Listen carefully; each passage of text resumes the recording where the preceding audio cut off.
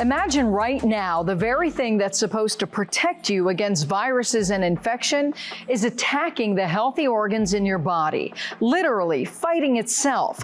That's what happens for millions of people with autoimmune diseases. One of those diseases is lupus. There's no cure, but now there's hope on the horizon, and you'll meet one new mom trying life-changing experimental therapy. I've been relatively pain-free, which has been a first for me in a really long time. Also, a woman's chronic autoimmune disease led to kidney failure. That's when a hero stepped in. I've been through a lot of things, and my dad's always the first person to be like, all right, I'm coming to save the day. Plus, the connection between nightmares and lupus and how these vivid images can improve patients' care. It's all straight ahead on this week's edition of Prescription for Life.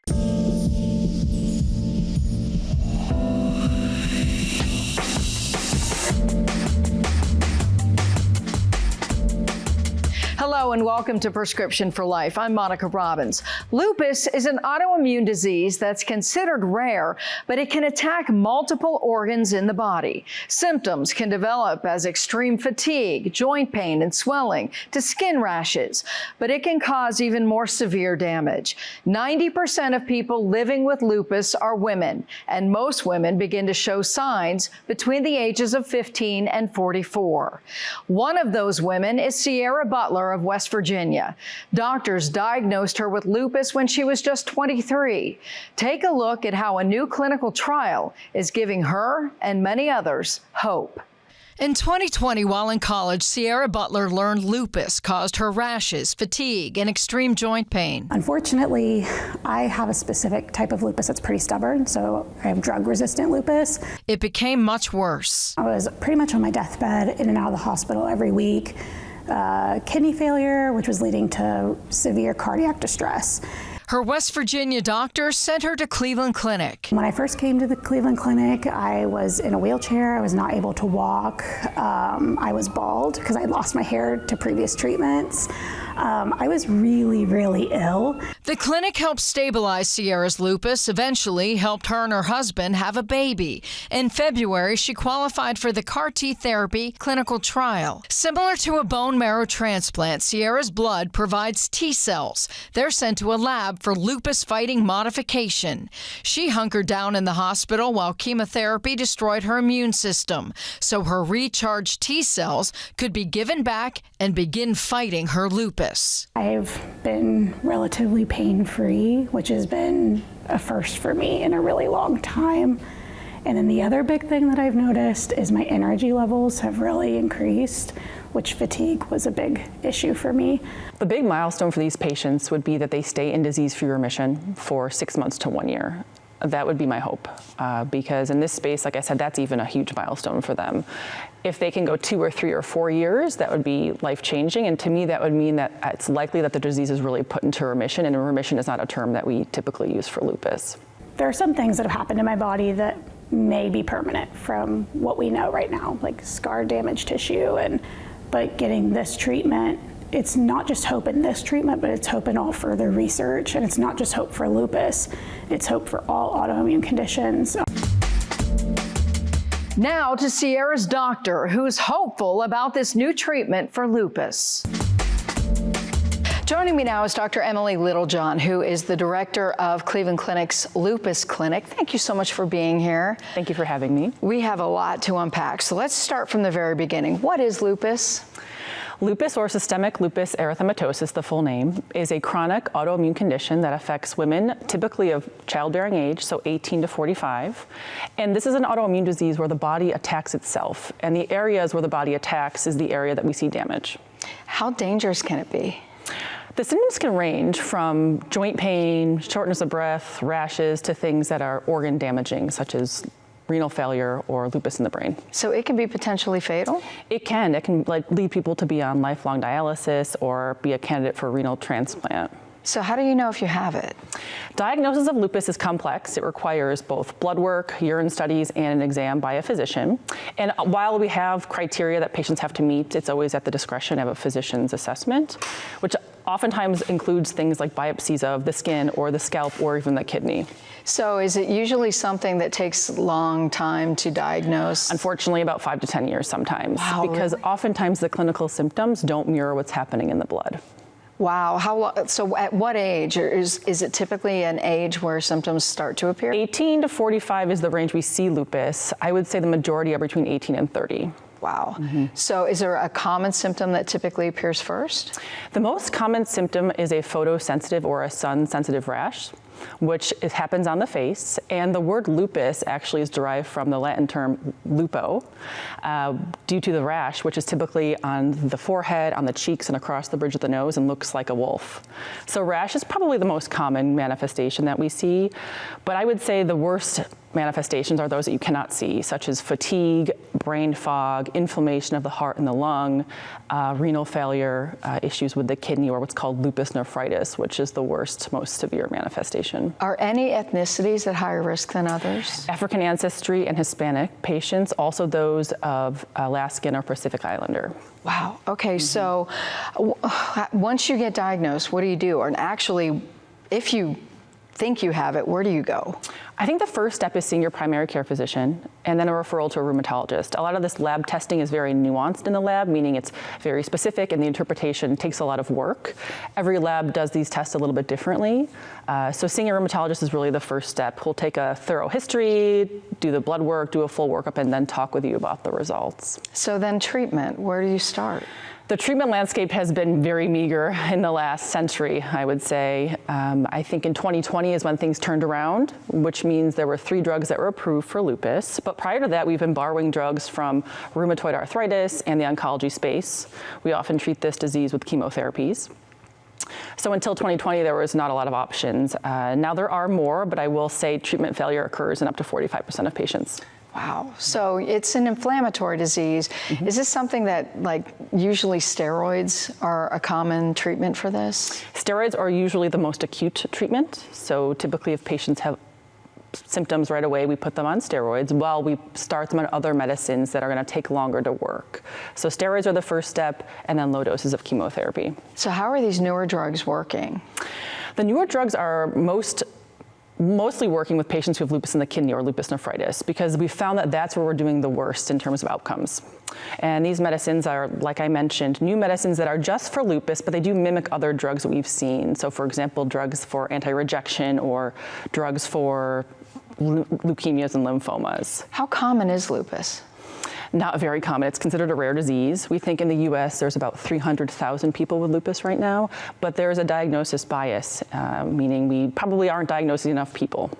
Is this one of those illnesses that, you know, women get brushed off a lot and are told that it's all in your head? That's a good question. I think because fatigue sometimes predates a patient's formal diagnosis, patients will have fatigue and brain fog, aches and pains, and they'll blame it on other things. For example, a new mom might blame it on childbirth, or someone might have another problem happening and they'll blame it on another chronic disease. And the rash is, you know, oh, you're stressed out.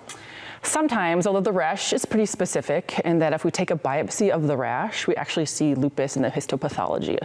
So that's why a biopsy is always best, is what we tell patients. Biopsy of wherever there's an abnormality, a canker sore, the skin, the scalp, or the kidney. So now there's a new treatment out. Well, at least it's experimental. It's a new treatment for lupus, but it's been out for other things. Let's talk about that. CAR T therapy. So yes, this was initially been studied in leukemias and lymphomas and has done very well in that space. It's actually approved by the FDA in that space. For autoimmune diseases, it's very new. And what we found is these young patients who have multi-organ involvement and refractory disease. So they have tried a lot of different medicines and they have not worked. We found that they've gone into a drug-free remission, which is a word that's unheard of for lupus. So it's really life-changing for these patients. So it works for B cell. Explain what B cell means. So our white blood cells constitute a few different types of cells, including T cells and B cells.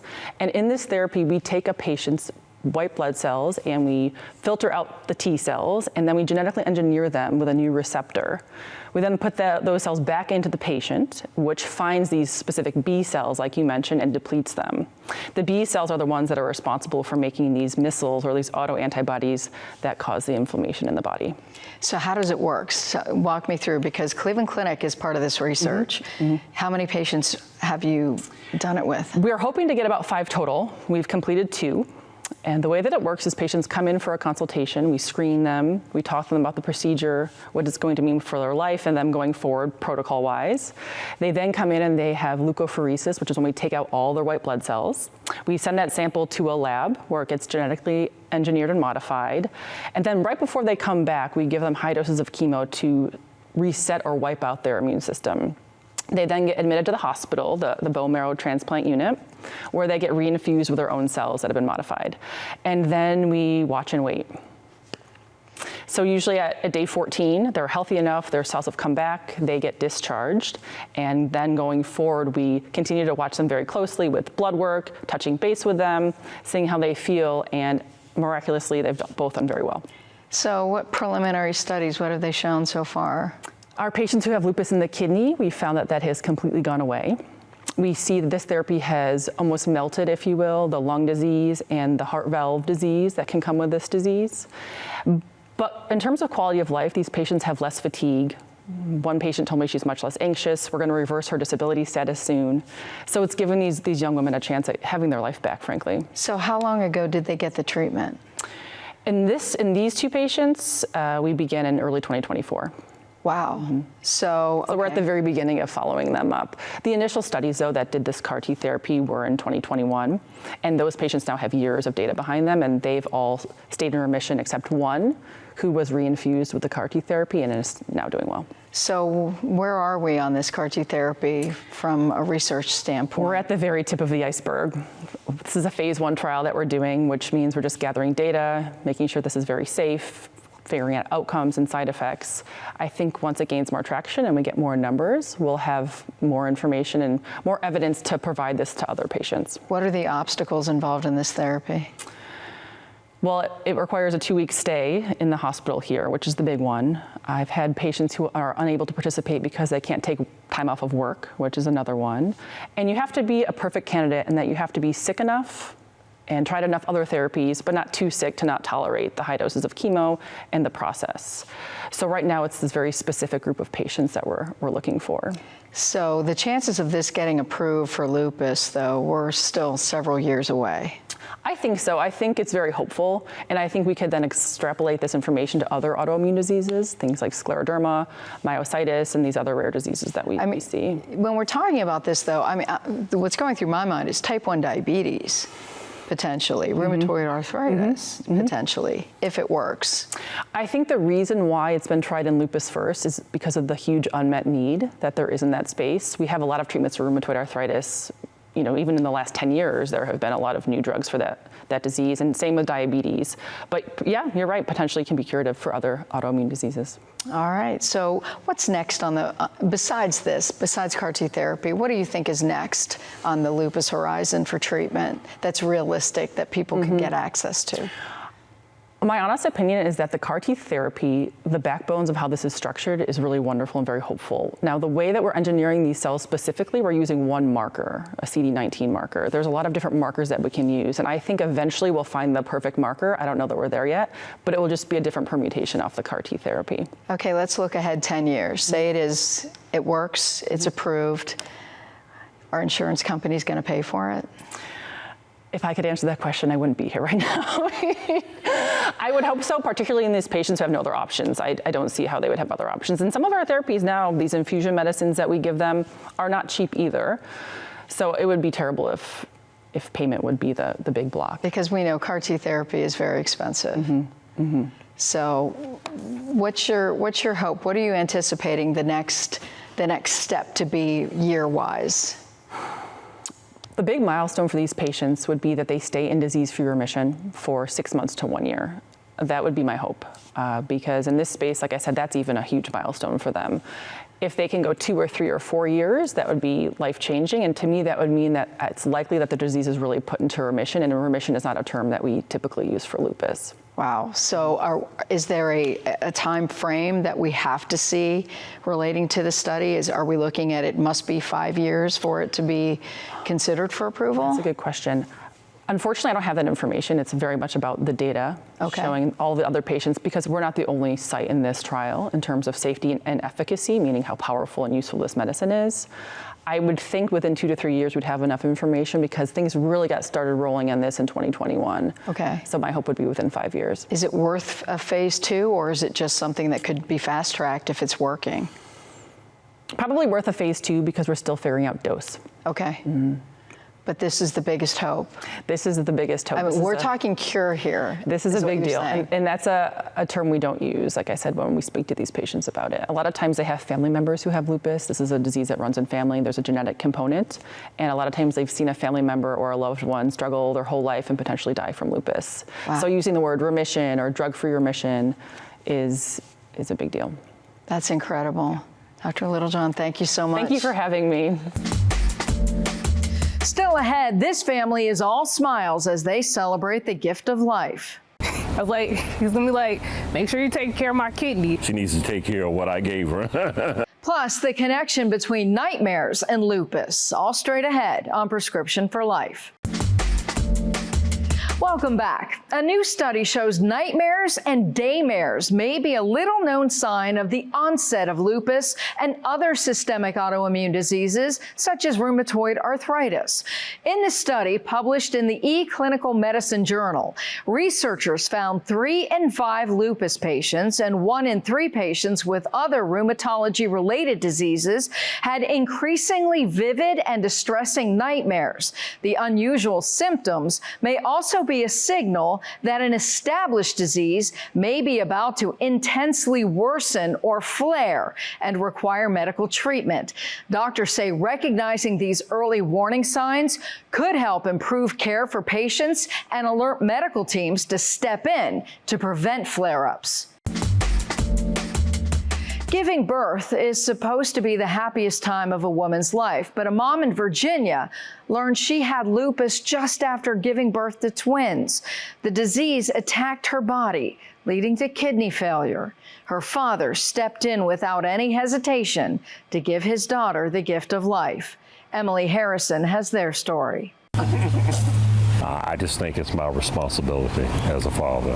She got life one way from me getting here, so I think as my father, while I'm still able to, I should do that for her or any of my children.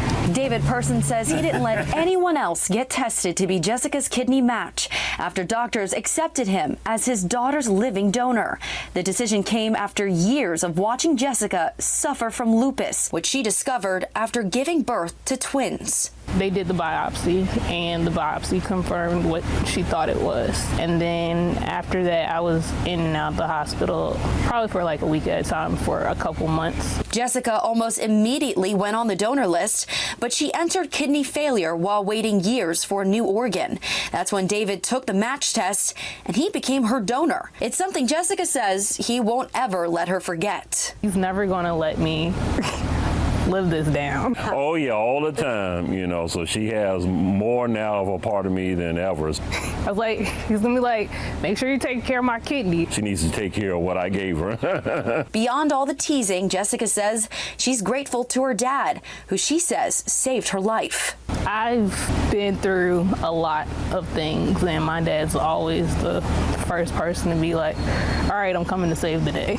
David says he would do it again and urged others to consider becoming a living donor. Emily Harrison, 13 News Now. That'll do it for this edition of Prescription for Life. Thank you so much for watching. Join us next week for another dose. Until then, I'm Monica Robbins, wishing you and yours good health.